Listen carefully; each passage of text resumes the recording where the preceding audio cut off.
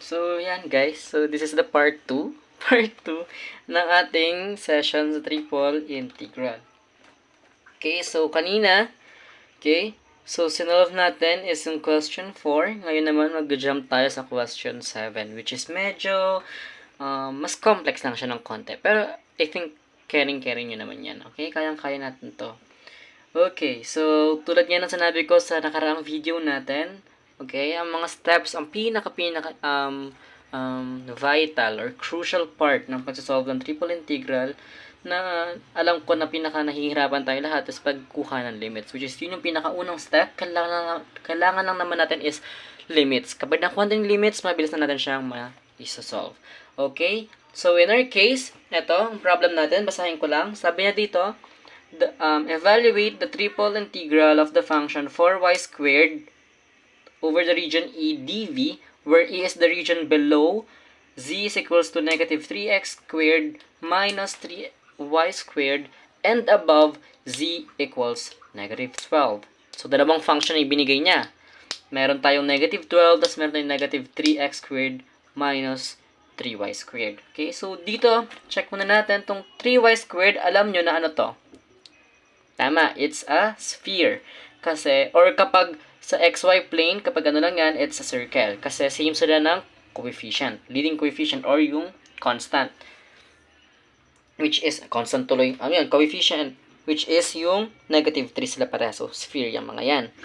Okay, so solution natin, sinabi ko nga ulit, reiterate ko lang, ang kailangan natin makuha lang talaga dito ang sinusolve is yung ang ating x, y, and z limits. Okay? So, Q guys, okay, kasi sa ano natin is may mga dalawa tayong topics dito kapag general region or kapag XYZ lang or kapag polar. Kaya dalawang problems lang ibibigay ko kasi paulit-ulit lang naman yun, same processes lang naman gagawin natin. Kukunin lang naman pag nakuha tapos na. Pero to polar and yung general is magkaiba sila ng pag-process. Okay? So, sa polar, tatandaan natin na si x and y magiging r, yung x, and yung y natin is si theta. Magiging ganyan lang siya, guys. Okay. So, hindi natin makukuha yung x and y, pero yung z makukuha pa natin yan. So, tulad ng sinabi ko, isa sa pinakamadaling kuhanan ng limits ay ang z. Okay? Or kung sino man yung nasa problem. Since as a problem natin is si z, ayan, siya yung pinakamadaling natin makukuhanan. Okay. Paano natin makukuha dyan ang equation? Okay? Kasi, tawag dito. Kasi yan guys, actually, ito na yung limits natin eh. Nakuha na natin, binigay na yung dalawang limits niya. Si 12, yung negative 12 at saka itong negative 3 quantity of x squared plus y squared. Ang bilis, factor out ko na. 'Di ba? So, sino na lang dyan si lower and si upper? Sabi nga dito, below daw ng function na to, ibig sabihin, merong below sa function. Ano yung below sa function bago to? Kasi ito daw yung nasa medyo taas eh. Diba, yun na yun. So, automatic, alam na natin kung sinong upper limit. Sinabi niya naman, and above daw ng function na to. So, sino yung nasa above? Kasi ito daw yung nasa lowest eh. Ito daw yung nasa baba or lowest. Ito daw yung highest. Diba? Ito daw yung nasa baba eh. Mayroon daw something sa above na neto. May above daw neto. O ano yung above neto? Ito. Yung below neto, ito. Ibig sabihin, ang lower limit natin is negative 12. Ang upper limit natin is yung negative 3x squared plus, minus 3y squared. Okay? Paano na natin yan kukunin si r at saka si theta? Tulad ng sinabi ko guys, okay, kapag na-visualize nyo to, pag visualize nyo tong mga to, negative 3x squared minus 3y squared. Kapag ginamitan mo yan ng xy plane lang, tulad ng sinabi ko, ano siya? It's a circle. Ibig sabihin, ang theta natin is from 0 to 2 pi. Kasi umikot siya, isang revolution ang ginawa niya. From here to ganon, to dito ulit, bumalik siya. Sabihin, 2 pi to, 0 to 2 pi. Nakuha natin mabilisan ng theta. Mabilis na makukuha dito eh. Yung r natin, paano natin makukuha yung r? Simple lang din. Gamitin natin ng concept ng Pythagorean theorem. Yung a squared plus b squared equals c squared. In this case, x and y, so pwede gamitin yun yung x squared plus y squared equals r squared. Yung sa may kinukuha kapag kinukuha yung radius ng isang circle. So, ito yung r. So, sino yun magiging r?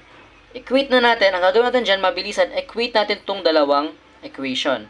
So, negative 3x squared minus 3y squared equals negative 12. Dito pa lang, nabivisualize nyo na. Alam ko, nabivisualize nyo na kung ano agad yung r, di ba? Kasi pwede nyo na agad i-divide both sides by 3. Tapos, ano yung square root nun, di ba? So, dito, pakita ko lang. Pwede natin i-factor out to ng negative 3.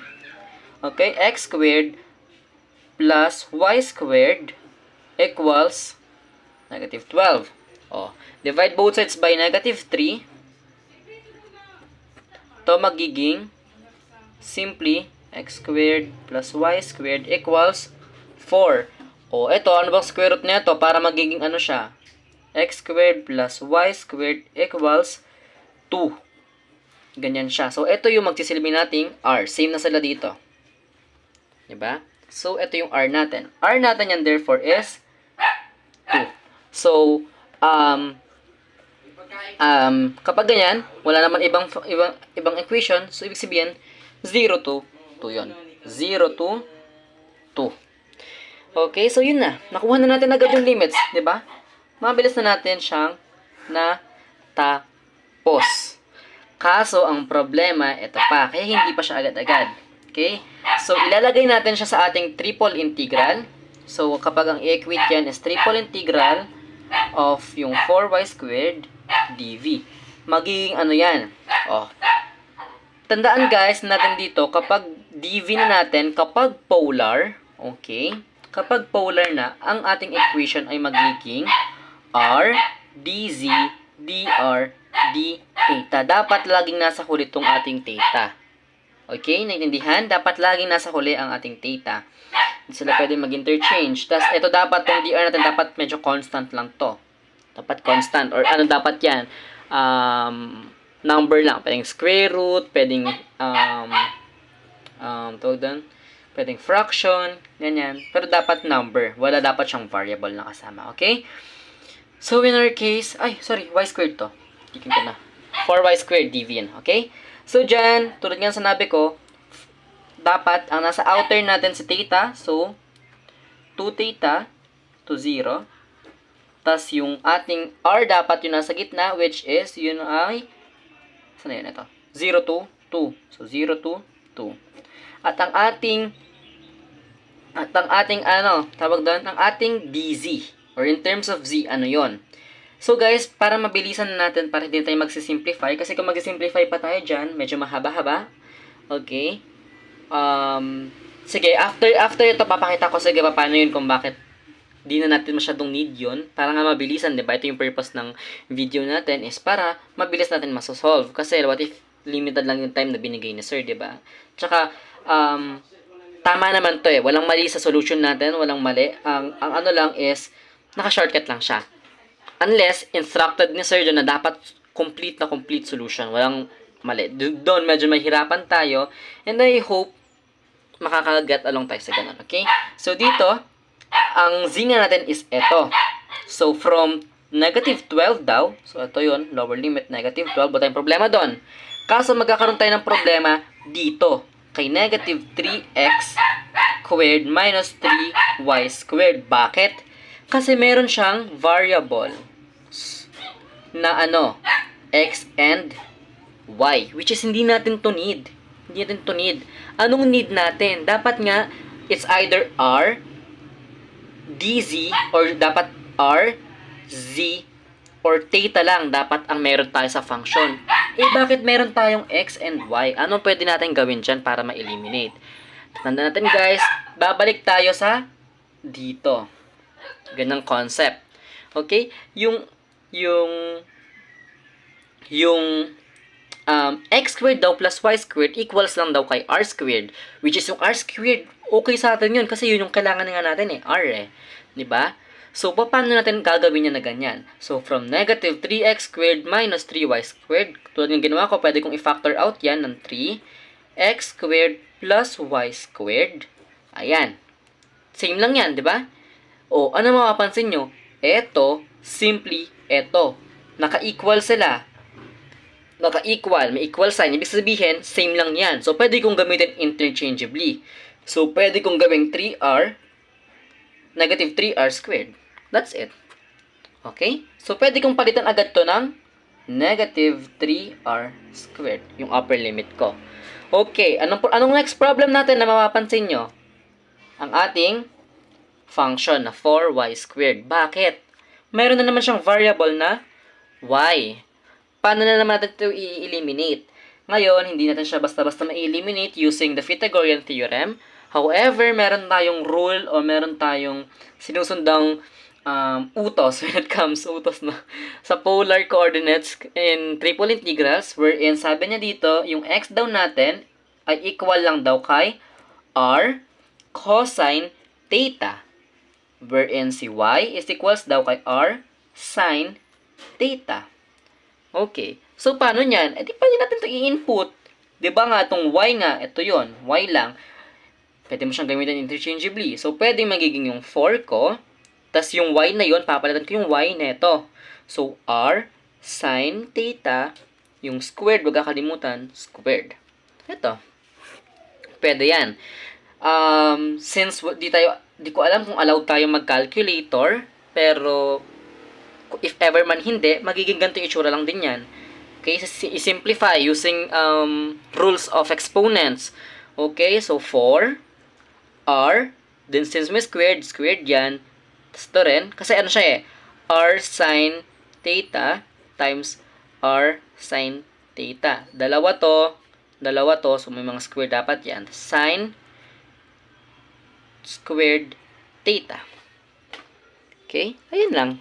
Ito na agad yun. Okay, so pwede na ipalitan agad yung ating function neto. So, instead of 4y squared, magiging ganito siya.